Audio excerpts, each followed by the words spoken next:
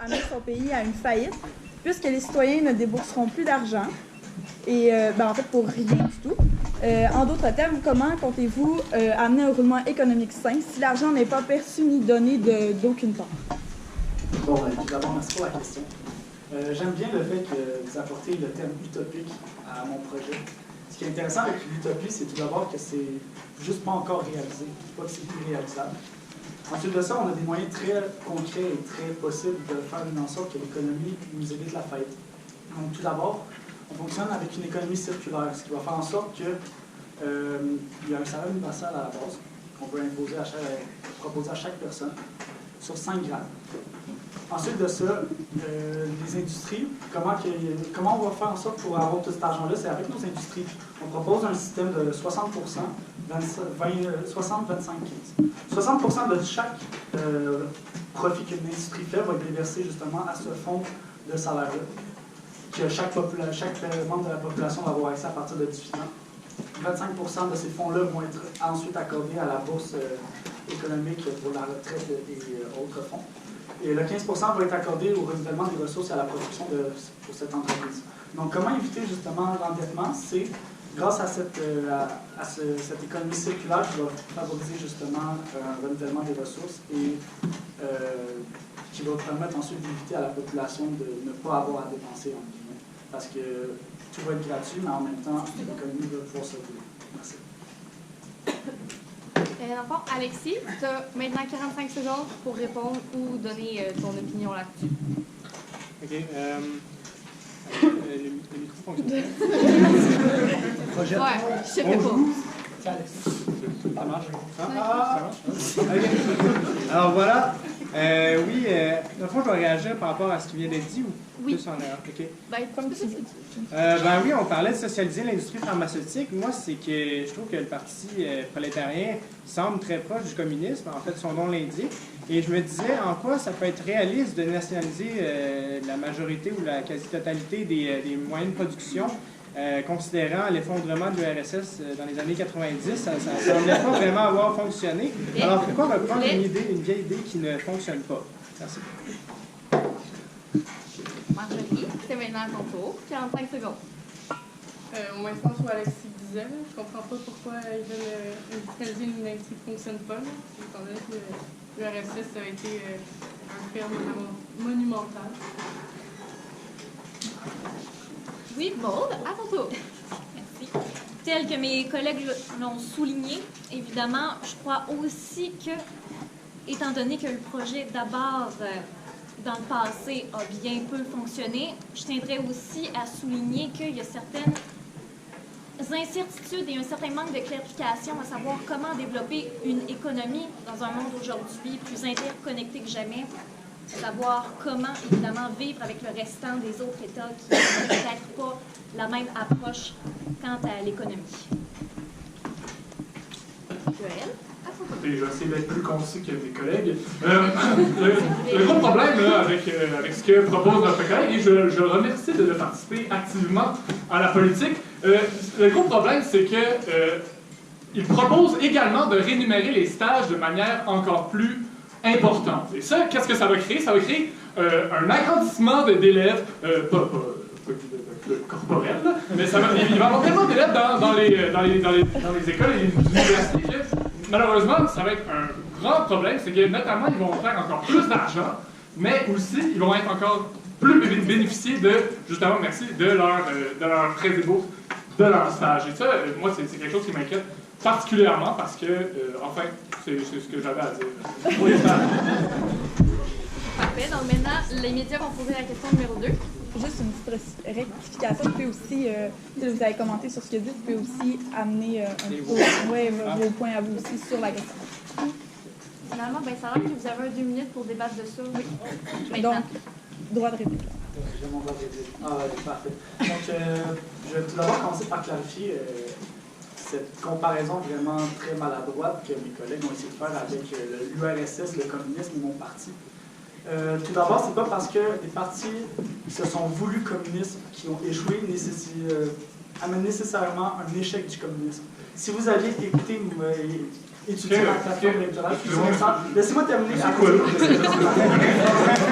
quelque avez lu Francis Fukuyama, c'est-à-dire la fin de l'histoire est arrivée grâce à la victoire du régime libéral suite à la chute de l'URSS. Et à partir de ça, c'est la fin de l'histoire. Ce que la Russie a essayé de faire après, on a essayé de faire une économie hyper planifiée. Et je ne sais pas si vous avez lu les travaux du professeur Binet sur le sujet. C'est un Canadien québécois qui a fait des études très intéressantes sur le sujet. Et il a dit justement, c'était tellement planifié que l'URSS elle-même n'était pas capable de fournir parce que justement on vivait tellement dans un monde libéral que justement après ça, il n'y avait plus de solution possible. Oui, justement, ce que j'étais en train d'expliquer avant de faire couper la parole à mon collègue, c'est que la comparaison vraiment boiteuse du communisme et de l'URSS et ainsi de faire un lien avec mon parti ne fonctionne pas. Tout d'abord parce que si vous aviez étudié ma plateforme électorale et ma proposition économique, ce que j'ai bien l'impression que vous n'avez pas fait, vous auriez vu... Répondez à la question, s'il vous plaît.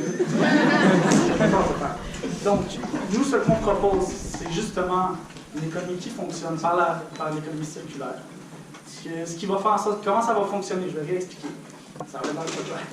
Non, c'est très clair, c'est juste pas réalisable. Mais ce que je vous dis, c'est que vous répondez tout simplement pas à ma question. Ce que je vous demande, moi, c'est comment est-ce que vous allez faire pour concurrencer avec, justement, le monde libéral dans lequel on vit. C'est terminé. Vous répondrez un autre fois. S'il vous plaît. C'est maintenant le temps de la deuxième question. J'ai une question pour le Parti social-libéral. J'ai noté que votre parti prône le développement économique, l'ouverture au marché mondial, tout en respectant l'environnement. De ce fait, comment comptez-vous exploiter les ressources naturelles non renouvelables et respecter le principe d'équité intergénérationnelle?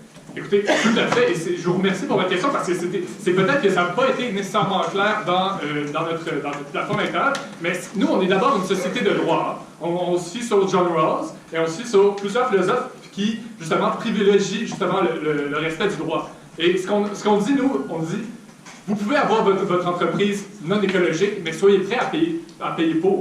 Donc, est-ce que, par l'entremise d'une taxe carbone, des incitatifs économiques? Donc, évidemment, ce que moi, je suis en train de proposer, c'est que, justement, ça va se faire dans le respect des travailleurs, évidemment, et ça va se faire non seulement dans le respect des travailleurs, mais aussi dans le respect dans le respect des entrepreneurs. Ils vont pouvoir venir s'établir ici et justement tout en favorisant le développement durable, c'est-à-dire économique, social, social et évidemment écologique. Donc nous c'est vraiment dans notre perspective de justement pouvoir contribuer à l'environnement et bien sûr évidemment contribuer à l'émergence économique du pays. Moi, c'est tout ce que j'ai à dire là-dessus et j'espère que mes collègues vont pouvoir répliquer pour que je puisse répliquer par la suite. Donc, Sacha, c'est à ton tour, 45 secondes. Ouais, tout d'abord, ce que j'aimerais vraiment préciser, c'est que la taxe sur le carbone n'est vraiment pas un objectif concret. La pollution et le réchauffement climatique est quelque chose qui continue d'avancer de façon exponentielle et ce malgré les taxes. Donc, ce que j'aimerais vraiment comprendre, c'est, à part ces pseudo-initiatives économiques, j'aimerais vraiment savoir qu'est-ce qu'il va y avoir de concret qui va arriver plutôt qu'une taxe qui va être imposée à des entreprises qui sont tellement riches que ça ne va pas vraiment affecter leur moyen de production à ce niveau-là. Alexis, c'est maintenant à ton tour. OK. Moi, j'aimerais savoir, en fait, je trouve que votre position pour améliorer la société au niveau écologique et économique qui ne sont pas très claires. Pouvez-vous me dire certains moyens vraiment concrets que vous comptez mettre en place parce que ça manque un petit peu de concret?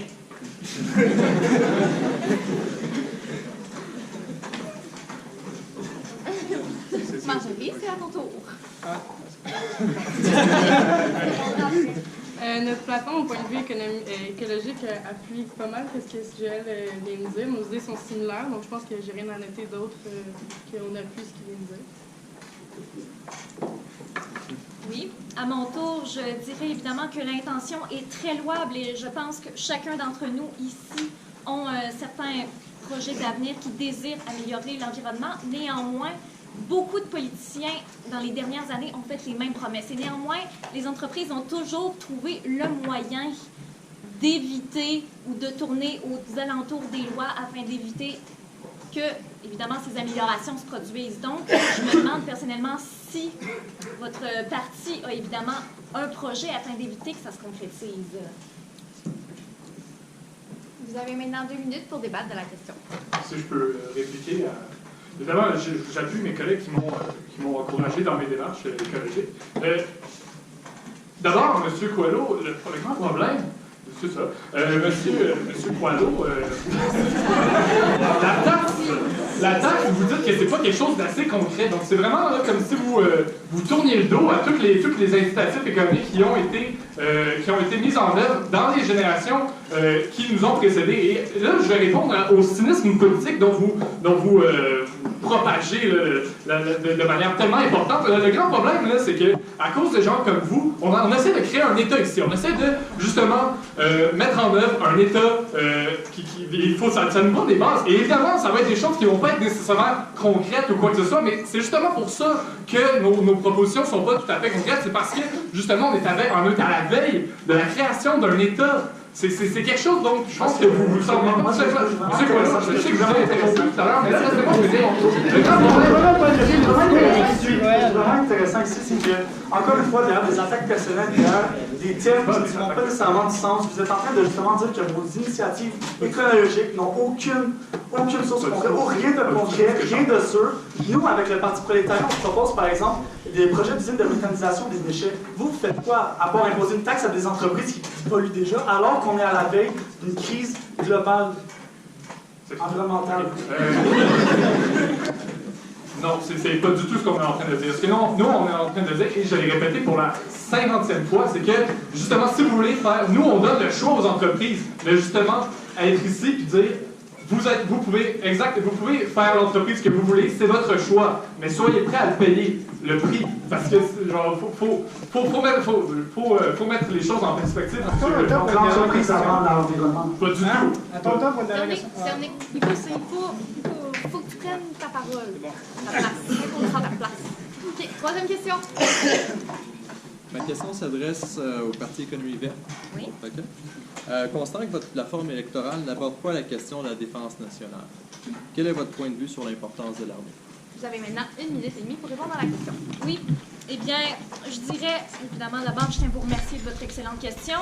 Il est vrai qu'aujourd'hui, nous vivons dans des temps incertains, évidemment. Des temps où est-ce que certaines complications ont été, évidemment, relevées dans plusieurs autres États. Néanmoins, aujourd'hui, ce que nous désirons, notamment, c'est un État qui, d'abord, va savoir relever des enjeux qui touchent à l'environnement, à la santé, à l'éducation, qui, dans un cercle qui, cette fois, ne sera pas ni vicieux, évidemment, ni qui va tourner autour du point, évidemment, qui va être proactif, savoir relever une économie fiable, évidemment, qui va se développer d'elle-même. Avec cette économie, nous allons pouvoir ainsi avoir l'argent et les moyens de nous intéresser un peu plus précisément à la question. Donc, c'est sûr qu'on n'a peut-être pas abordé ce point dans nos 15 points, étant donné qu'il y aurait tellement de choses qu'on aurait pu aborder, mais qu'avec 15 points, je pense que chacun de vous va comprendre qu'on ne peut pas nécessairement tous les soutirer. Mais une fois qu'on va avoir une économie stable, fiable, concrète et réalisable en 4 ans, à l'intérieur de 4 ans, évidemment, de ce fait-là, on va pouvoir prendre des moyens concrets et efficaces, et non plus des suppositions à savoir où est-ce qu'on va trouver cet argent. Joël, 45 secondes. Encore une fois, ma collègue détourne complètement la question. C'est aberrant. On vous parle ici, aujourd'hui, de sécurité et de justement d'armée, d'armement. Vous n'êtes pas capable de répondre en aucune circonstance quels sont vos plans concrets pour justement régler le problème de conflits mondiaux et de justement pouvoir protéger et servir votre pays. Et ça, c'est tout à fait aberrant. Nous, justement, nous avons un plan à cette sujet-là. Et je veux bien croire qu'il y a des problèmes dans le monde, mais je suis d'accord avec vous, et justement, il y en a. Mais contrairement peut-être au prolétariat, on ne veut pas nécessairement enlever l'armée complètement. Puis ça va être très intéressant de suivre ça prochainement. Moi, j'avais un peu dans la même ligne que mon collègue. En effet, il semblerait que le Parti Univers collectif détourne les questions sans arrêt. Nous, dans le fond, ce qu'on propose avec le Parti prolétarien n'est pas une absence d'armée, mais au contraire d'une présence militaire défensive. Nous, on veut militer pour un monde en paix, un monde paisible, et c'est là-dedans que nous, on va s'impliquer, en finançant justement des organisations internationales de paix et en essayant le plus possible d'aller vers un monde désarmé. Donc, pour rectifier mon collègue qui me disait absent. Alexis, ton tour. Oui, effectivement, vos positions sur la défense, la lutte au terrorisme, votre vision militaire semble un peu floue, voire inexistante. Du côté de mon parti, le parti inoxydable, nous pensons que l'armée est une institution importante, quoique nous voulons que l'armée ait plus un rôle axé sur la défense, sur la médiation internationale, une armée qui serait utile dans la médiation internationale, une armée qui permettrait, par exemple, de renforcer les casques bleus et d'intervenir dans les conflits pacifiquement. Angélie? Même sens que mes collègues, je pense pas que vous avez répondu en aucun point à la question. Dans le fond, ce que nous, on propose dans la Société démocrate féministe, on proposait plutôt de défendre nos frontières. Alors, de ne pas nécessairement intervenir dans les autres pays, mais de simplement défendre les frontières de notre propre pays par rapport aussi à la primauté des droits. Donc, je pense que ce serait intéressant que vous pensiez un peu à votre programme de défense pour voir qu'est-ce qu'il y en est, parce que c'est quand même... Vous avez maintenant 2 minutes pour répliquer et débattre. Oui, eh bien, tout d'abord, je tiens à remercier chacun d'entre vous, notamment vos propositions, et je tiens à m'excuser envers tout le monde de mon manque de clarification. Donc, si je peux m'exprimer en d'autres mots comme tel et me préciser encore plus, notre parti ne désire pas nécessairement qu'il y a une armée. Or, comme nous vivons dans un monde concret et réel qui n'est pas doté de faits alternatifs, bien sûr, tout d'abord, nous désirons une économie stable qui va permettre de nous favoriser afin d'obtenir les moyens d'obtenir une défense, ce qui est nécessaire, évidemment. Mais le problème ici, c'est que... Là, vous êtes en train de dire que... Ça commence vraiment à être long. Personnellement, là, j'aimerais vraiment qu'on... Votre système économique n'est pas stable déjà à la base. Je vais c'est ça que vous êtes en train de dire. Là. Vous qualifiez votre propre système économique de pas stable encore. Non, oui, puis absolument pas. C'est pas très réaliste le fait que vous ne vouliez pas avoir d'armée. C'est quand même important d'avoir une force pour intervenir lors de conflits ou d'incidents humanitaires. Je pense que c'est un minimum d'avoir une armée.